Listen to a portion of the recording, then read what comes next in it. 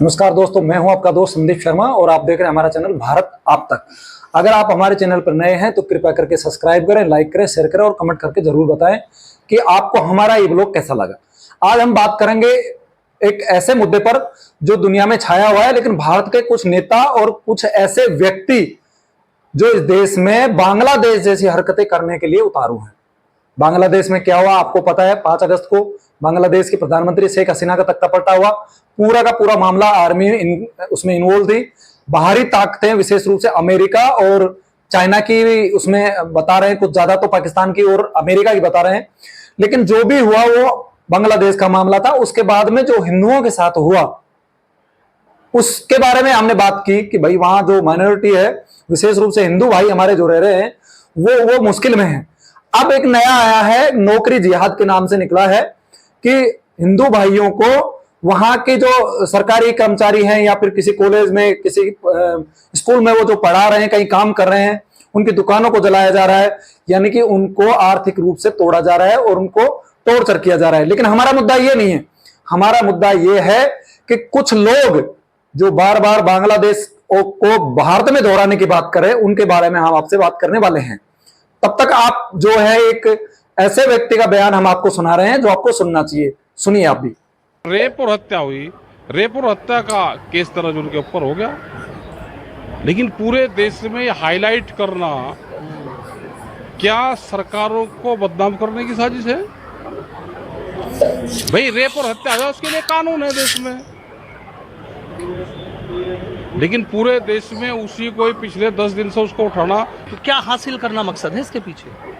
सरकार गिराना, राष्ट्रपति शासन लगाना, देश की सत्ता पर काबिज रहना, और फिर हर्ष वहाँ जैसा होगा बांग्लादेश जैसा। तो बांग्लादेश की बात कर लेता हूँ आपसे, देखने जिस तरह। हाँ, क्या लग रहा है बांग्लादेश में? बांग्लादेश में तो ये बताएगी नहीं आगे सरकार क्या लग रहा है। भाई बांग्लादेश में 15 साल से जो आदमी सत्ता पर काबिज है, विपक्ष के नेता साहब जेलों में बंद है, तो यही तो और सोता है। अब वे सारे बंद हैं, उन्हें भागने कहाँ दिया, यहाँ सारे बंद है। यही हाल यहाँ होगा, ये ढूंढे नहीं मिल देंगे। जनता बहुत गुस्से में। ये तो उस दिन जब ट्रैक्टर लेकर दिल्ली गए, ये उन्हें बहका दिया कि लाल किले पे चल जाओ। अगर ये उस दिन पार्लियामेंट की तरफ को कर देते, वो तो 26 जनवरी थी, नहीं तो 25 लाख आदमी थे। ये सारा का सारा काम उसी दिन निपट जाता केस। ये निपटेगा। चूक रह गई, हारेगी चूक। अरे इस बात पूरी अब तैयारी है जनता की, चिंता ना करो। तो क्या फिर एक बड़े आंदोलन की शुरुआत है? अब हो जाएगा। ये नहीं कह रहे छेंट आपने देखा दो कुछ। ये अपने आप में तथाकथित बहुत बड़े किसान नेता हैं। राकेश टिकैत जी इनका नाम है। इनके पिताजी जो है महेंद्र जी का बहुत बड़ा नाम था। ये कह रहे हैं कि बांग्लादेश वाली स्थिति हिंदुस्तान में भी होगी, और ये आपको समझा रहे हैं कि 26 जनवरी को जो आप देखा 2 साल पहले, 26 जनवरी को जो इन्होंने लाल किले पे से झंडा भारत का उतार करके वह एक विशेष धर्म का झंडा वहां लहरवा दिया। ये तथाकथित जो है एक किसान की खाल ओढ़ करके जो भेड़िए घूम रहे हैं, किसान आंदोलन के नाम से जो इस देश में टुकड़े टुकड़े गैंग चला रहे हैं, आप इनको पहले ध्यान से समझना होगा। क्या ये वही चाह रहे हैं? इन्होंने क्या कहा है कि हमसे चूक हो गई कि 26 जनवरी को जो मामला लाल किले की तरफ था वो हमें संसद की तरफ कर देना चाहिए था। यानी कि भारत की चुनी हुई सरकार को बर्खास्त करके उसमें तोड़ फोड़ करके देश में आंतरिक कलह करके गृह युद्ध की स्थिति पनपने की प्लानिंग इन लोगों की पहले से थी। ये मैं नहीं कह रहा हूं, ये राकेश टिकैत जी अपने बयान में कह रहे हैं कि हमसे गलती हो गई कि 26 जनवरी को हमें लाल किले की तरफ न जाकर के हमें हमारा प्लान जो था वो संसद की तरफ मोड़ना चाहिए था। हमने लाल किले पे जाकर के ये गलती की, हमें तो संसद में जाना चाहिए था। 25 लाख लोग थे, इतने हजार लोग थे, हम वहां ये कर देते, हम वहां वो कर देते, वो भगते फिरेंगे, वो बांग्लादेश वाली कहानी होगी, ये ढूंढे नहीं मिलेंगे। ये भाषा आपको एक और बड़े नेता जो हैं सलमान खुर्शीद जी, कांग्रेस के बड़े लीडर हैं, उन्होंने सबसे पहले यह मुद्दा उठाया कि भारत की स्थिति भी ऐसी हो सकती है। अरे तुम्हारी क्या बोलूं मैं, इंडियन आर्मी आएगी ना तुम्हारे मार मार के तुम्हारा भूत उतार देगी। क्या समझ रखा है तुम लोगों ने? उन लोगों से हमारी तुलना किससे? उन लोगों से जिसने अपने देश को 1971 में आजाद करवाया। उसी आर्मी ने 1975 को शेख मुजीबुर रहमान, जो राष्ट्रपिता कहा जाता है, वहां का राष्ट्रपति थे, या यूं कहें कि वो बंगबंधु थे, उनको बांग्लादेश की आर्मी ने उनके परिवार के सदस्यों सहित कत्लेआम कर दिया। आप अब भी देख रहे हो, वो अपने नेता जिनका अस्तित्व जो है, बांग्लादेश का अस्तित्व है शेख साहब का वजह से है, उनकी मूर्तियों को तोड़ दिया गया, उनके स्टैचू को हटा दिया गया, उनके म्यूजियम को तोड़ दिया गया। ऐसे एहसान फरामोश गद्दार उन लोगों से हमारी तुलना कर रहे हो। हम उन लोगों को जो बांग्लादेश जैसी स्थिति हिंदुस्तान में करना चाह रहे हैं, 100 करोड़ से ज्यादा लोग हैं। याद रखना आप मेरी बात, 100 करोड़ से ज्यादा लोग हैं। मार मार के बांग्लादेश पहुंचा देंगे। अच्छे से याद रखना ये बात।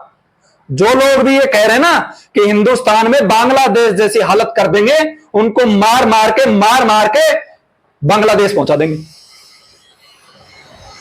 इतने कायर समझ लिए गए?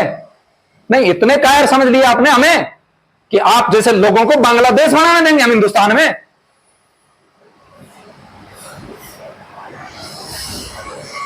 मैं आपको पहले भी बोल रहा था, आज भी बोल रहा हूं, ये एक आंदोलन के नाम पे देश विरोधी एजेंडा चल रहा है। एक पार्टी विशेष का पीछे से सपोर्ट है। हर हालत में सत्ता चाहिए। कहीं ना कहीं मैं तो ये कह रहा हूं कि टिकैत साहब की जांच होनी चाहिए, सीबीआई जांच होनी चाहिए। इनके पास प्रॉपर्टी कहां से आई, कितने प्रॉपर्टी, कैसे किसान है, ये अपना मॉडल किसानों को क्यों नहीं दे देते? इन्होंने जो प्रॉपर्टी बनाई हुई है, जो इन्होंने कैसे भी करके कुछ भी करके प्रॉपर्टी बनाई है, वो प्लान जो है, वो इनका फार्मूला बाकी किसानों को भी दे दे। पहले भी मैंने बताया था आपको कि ये किसान नहीं है भाई, ये पंजाब और हरियाणा की मंडी के आड़ती को यहां फलदारी करने वाले लोग, वहां मुनीम बैठते हैं वो लोग, और उसके अलावा 500 रुपए 700 रुपए पर दाढ़ी में रहने वाले लोग थे। क्या हिंदुस्तान में इतने ही 20-30 हजार ही लोग किसान हैं? जितने पंजाब में किसान है, उससे कहीं ज्यादा मध्य प्रदेश में गेहूं का कटोरा कहा जाता है, जिसे उससे ज्यादा उत्पादन होता है। कहीं हुआ? राजस्थान के किसान कहीं आंदोलन कर रहे हैं? उत्तर प्रदेश के किसान सिर्फ ये टिकैत साहब का जो एरिया है इसको छोड़ करके कहीं कोई आंदोलन हुआ? पश्चिम बंगाल में हुआ, कर्नाटक में हुआ, उड़ीसा में हुआ, महाराष्ट्र में हुआ? कहीं नहीं हुआ है। ये एक प्लान के तहत काम कर रहे हैं। इनका एजेंडा सिर्फ और सिर्फ देश तोड़ने का, देश में विभाजन करने का, इसके अलावा कोई एजेंडा नहीं है। राकेश टिकैत साहब को अच्छे से पता है अब की बार क्यों नहीं गए राकेश टिकैत जी किसानों के साथ। इनका गंडा भरना जरूरी है, और वो चूक हो गई।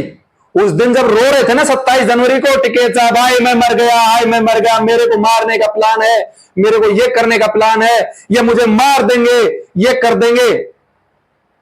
चूक तो हो सकता है साहब उसी दिन हो गई हो, चूक शायद उसी दिन हो गई हो। आपको समझा करना चाहिए था उसी दिन, उसको उस दिन आपको बहुत अच्छे से समझाना चाहिए था। आप जो रुदाली ग्रुप बने थे ना, रो रो करके मर गया, मार दिया, पीट दिया, निकाल देंगे, मार देंगे, मैं ये कह रहा हूं उस दिन इसका इलाज कर देना चाहिए था सरकार को, या जो भाई साहब वहां गए थे एमएलए साहब, उनको कर देना चाहिए था। कम से कम इतना करते कि ये जीतते तब तक उस बैठते तब तक वो याद रखते। जब भी वो कुर्सी पे नीचे बैठते, फर्श पे बैठते, उनको याद आती वो चीज। इतना इनको करना चाहिए था। गलती आपसे नहीं हुई टिकैत साहब, गलती भारत सरकार से हो गई। भारत सरकार ने सिर्फ उस नाम को पकड़ लिया किसान। जो प्लानिंग तुम्हारी थी ना खालिस्तानियों के साथ, वो प्लानिंग जो थी वो सरकार ने भांप ली कि ये लोग यहां पर लाखों हजारों की संख्या में, जो लोग बता रहे हैं कि हजारों की संख्या में, लाखों की संख्या में किसान बैठे हैं, मैं कह रहा हूं उनमें ये सैकड़ों लोग, हजारों लोगों को मरवाना चाह रहे थे। ये चाह रहे थे एक सरकार इन पे गोलियां चलाए, ये चाह रहे थे देश में अंतर कलह हो, ये चाह रहे थे देश का बंटवारा हो।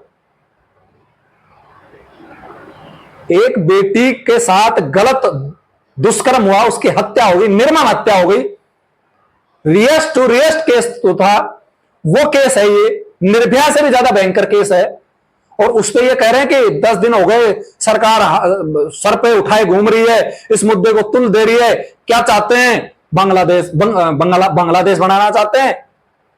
पश्चिम बंगाल में ये सरकार राष्ट्रपति शासन लगाना चाहते हैं। ये इतना बड़ा नेता हो गया भाई, ये कानून का इतना बड़ा जानकार हो गया क्या? सरकार दिल्ली में बनी रहनी चाहती है। अरे भाई, लोगों ने वोट दिया है, 240 सीट दी है, एनडीए को 293 सीटें दी हैं, स्पष्ट बहुमत एनडीए का है। आप कैसी बात कर रहे हो? 3 बार चुन के आए हैं। कभी सुना है आपने अपने जीवन में? टिकैत साहब, कभी सुना है आपने कि कोई प्रधानमंत्री 3 बार रेगुलर चुन के आया हो? आपका जन्म भी नहीं होगा नेहरू के टाइम में। आप चुनी हुई सरकार को बर्खास्त कर करके वहां पर अपने गुंडों को बैठाना चाहते हो, बांग्लादेश बनाना चाहते हो। कभी नहीं होगा, आपके मंसूबे कभी कामयाब नहीं होंगे टिकैत साहब, और आपके बता देना उन एजेंटों को भी, वो हालत कर देंगे। बांग्लादेश बनाने का विचार भी दिमाग में मत लाना, ये हिंदुस्तान है। आपको सोचना पड़ेगा, बांग्लादेश में जिस व्यक्ति ने बांग्लादेश को बांग्लादेश बनाया, उस व्यक्ति की मूर्तियां तोड़ सकते हैं, उसके स्टैचू तोड़ सकते हैं, उनको गोली से मार सकते हैं। क्या यहां पॉसिबल है? कभी नहीं होगा, ध्यान रखना।